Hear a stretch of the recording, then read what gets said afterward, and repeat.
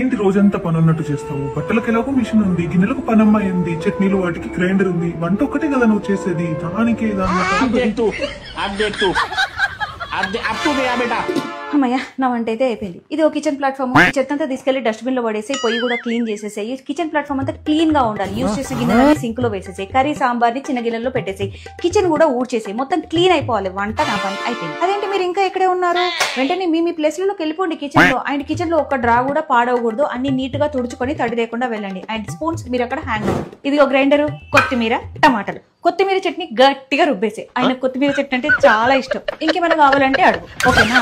ఇదిగో ఇవన్నీ ఉతికేసి ఆరేసి తర్వాత అవన్నీ మడత పెట్టేసి ఎవరి కబోర్డ్ లో వాళ్ళకి పెట్టేసి. ఎలాగో బట్టల పని మిషన్దే కదా.